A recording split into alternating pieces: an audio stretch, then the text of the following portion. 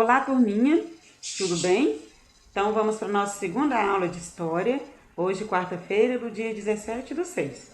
Nós vamos continuar falando, sobre as primeiras cidades, Nós falamos das primeiras cidades a nível mundial, falamos das primeiras cidades brasileiras, como São Luís, no Maranhão, como Olinda, em Pernambuco, como Salvador, que foi a primeira capital do Brasil, Falamos também de outras cidades brasileiras e hoje vamos falar de mais algumas e da importância delas para nossas cidades. Então, olha só, o título dessa aula é Preservando a Memória da Cidade, Patrimônio Histórico e Cultural. Às vezes, você assiste uma reportagem na TV e você vê uma pessoa, o repórter, a apresentadora falando assim: o Cristo Redentor no Rio de Janeiro é considerado o patrimônio histórico da cidade. Você vê, o que é isso, patrimônio histórico? O que significa patrimônio histórico, cultural? A Lagoa da Pampulha foi tombada como patrimônio histórico. E, gente, que é isso, tombada? Será que ela virou? Será que tombou assim? Não, você vai ver o significado desses termos, nessa aula de hoje. Então, olha só. Patrimônio histórico e cultural. Conforme já estudamos nos capítulos anteriores, vimos que as cidades mudam com o passar do tempo, Nós vimos que, tanto o ser humano como a própria natureza, modificam os lugares, modificam a paisagem e modificam também a cidade de acordo com aquela população vai crescendo. Quando aquela população vai aumentando, a cidade vai modificando também, para atender a necessidade de todos ali. Com essas mudanças, algumas construções como prédios, monumentos, praças são transformados em patrimônios, com o objetivo de não se perder a história daquele local. Então, algumas dessas cidades são consideradas patrimônios para quê? Para não mudar nada ali naquele local daquela cidade. Então, vamos lá. Definição de patrimônio. Deixa a professora só arrumar aqui. Isso. Ali. Então, falando disso, o que é patrimônio? O que significa patrimônio, professora? É uma coisa que é de alguém? Este porta-guardanapo é meu patrimônio. Por quê? Porque ele é meu, porque ele está aqui na minha casa, porque eu uso ele para colocar os meus guardanapos, então por isso que ele é patrimônio meu? Será que é isso que significa patrimônio? Olha só, a definição de patrimônio. É o conjunto de elementos relacionados com a identidade, a cultura e o passado de um povo. Então, você vai lá no seu livro, na página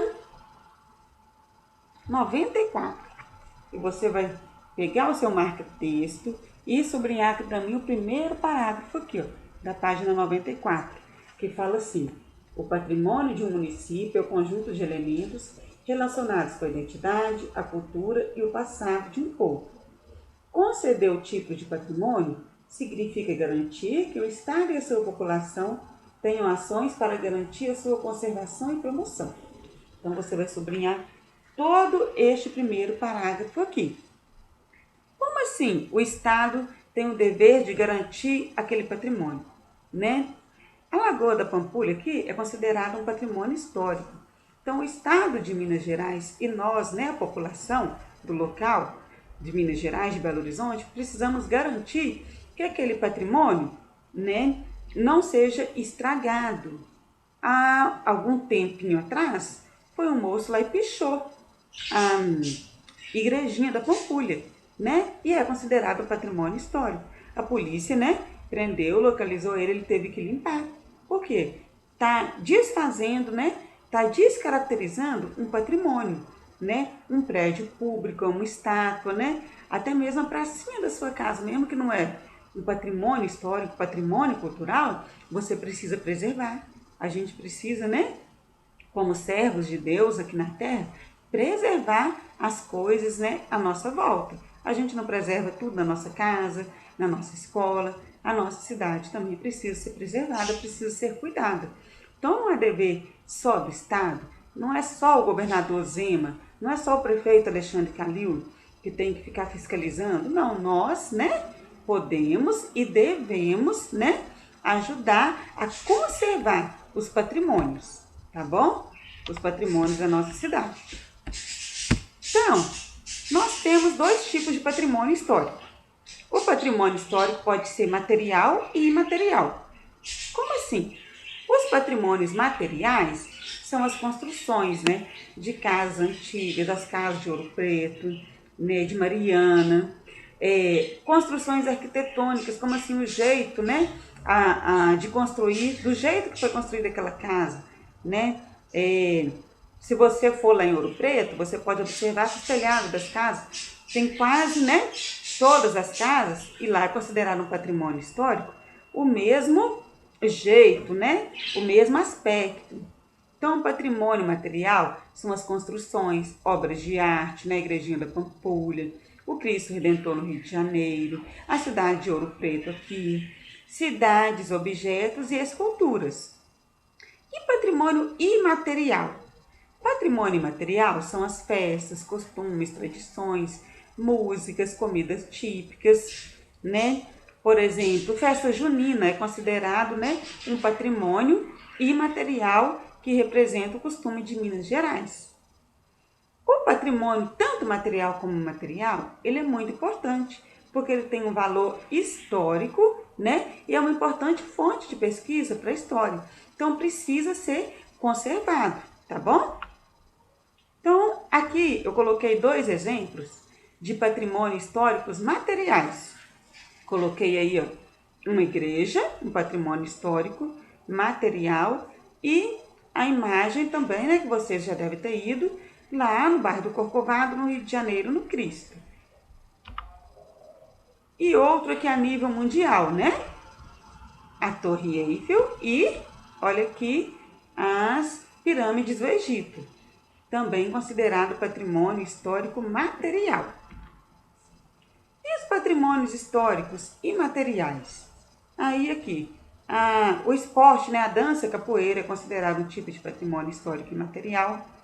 E danças típicas. Aqui está uma dança de festa junina. O pão de queijo mineiro, né, que é um alimento tipicamente mineiro, considerado um patrimônio histórico imaterial, e um prato, né, de comida que chama virada paulista, lá em São Paulo, também considerado um patrimônio histórico imaterial. Né? Tem outros? Tem. Feijoada, mandioca, o próprio feijão tropeiro, né? São também considerados patrimônio histórico imaterial. E aí, gente, para o patrimônio, ele precisa ser conservado, né? Não só o Zema, não só o Calil, não só eu e você, todos nós temos, né, a obrigação de conservar o patrimônio, de conservar os lugares onde nós vivemos. Mas também tem um órgão responsável por isso. Como assim um órgão responsável? Né?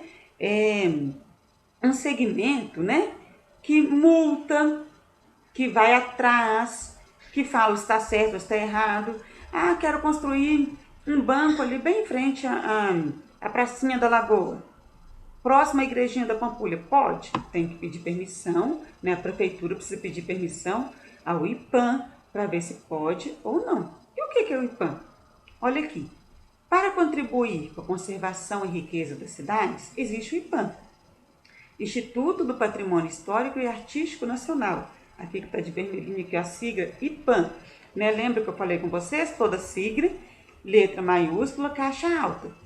E o significado da sigla vem logo em parênteses, né? O direito da palavra. Instituto do Patrimônio Histórico e Artístico Nacional. Então, o IPAM, ele foi criado justamente para preservar os patrimônios históricos materiais e imateriais, né? Então, cabe ao IPAM vigiar mesmo, conservar, preservar, multar. Então, cabe ao IPAM determinar o tombamento de uma área, de um trecho urbano, de uma floresta, de uma construção, uma cidade. Tombamento? O que é isso? Que nome é esse, professora?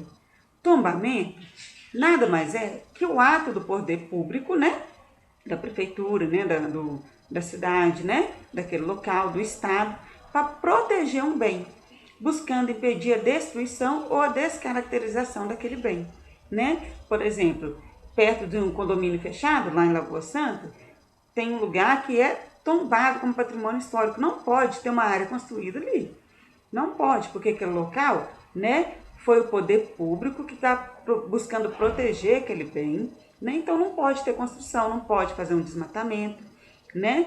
Porque é protegido por um tombamento. E aí onde que está isso no livro? Aqui na página 98, dentro do quadrinho embaixo. Este quadrinho aí tem um significado de tombamento. O que significa tombamento? Você pode passar o marca-texto também, tá bom? Então vamos continuar aqui. Opa, próximo. Algumas cidades brasileiras já conquistaram o título de Patrimônio Mundial, concedido pela Unesco. Opa, outra sigla aí. O que significa Unesco, que você também ouve muito falar na TV? Organização das Nações Unidas para a Educação, a Ciência e a Cultura, né? Então, algumas cidades, a Unesco já concedeu àquela cidade o título de patrimônio histórico. E olha como nós estamos chique, sabe por quê? A primeira dessas cidades foi aqui em Minas Gerais, foi Ouro Preto, em 1980, né? Foi concedida pela Unesco, a primeira cidade, né, que conquistou o título de Patrimônio Mundial, né? Depois outras cidades passaram a conquistar esse título também. Mas nós saímos na frente, Ouro Preto, né, como a primeira dessas cidades. Depois Olinda conquistou esse título 2 anos depois. E o Centro Histórico de São Luís, lá no Maranhão, foi incluído também nessa lista aí de patrimônio mundial em 1997, né? Um pouquinho mais tarde. E aí, antes disso, eu vou ler com vocês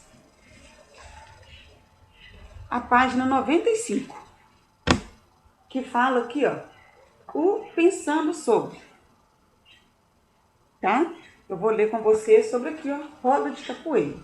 E aí tem o significado da palavra destreza, né? Que significa habilidade, a facilidade de movimentar-se. Então vamos lá. Roda de capoeira. A roda de capoeira é uma manifestação cultural afro-brasileira simultaneamente, uma luta e uma dança, tanto uma luta como uma dança, que pode ser interpretada como uma tradição, um esporte ou até mesmo uma arte.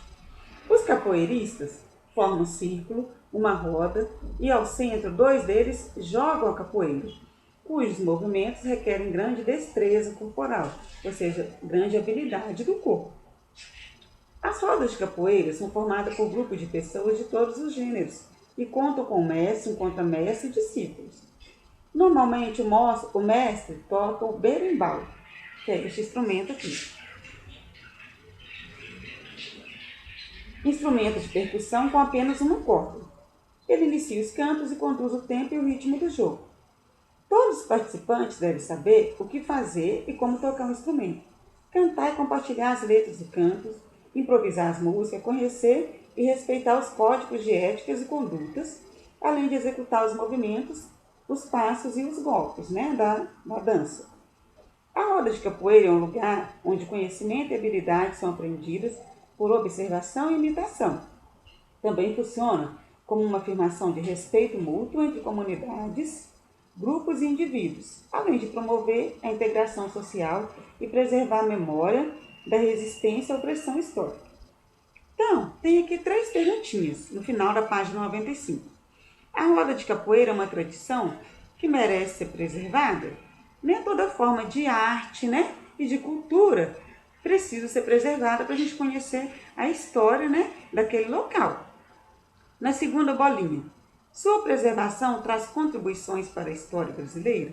Sim, porque faz parte, né, da história de um povo, né, da antiguidade, né, das pessoas de antigamente, né, que é uma cultura afro-brasileira, né, que foi trazida pelos africanos. Ela pode ser considerada um tipo de patrimônio? Se sim, qual? Né, como é um estilo de dança é um patrimônio imaterial, tá bom?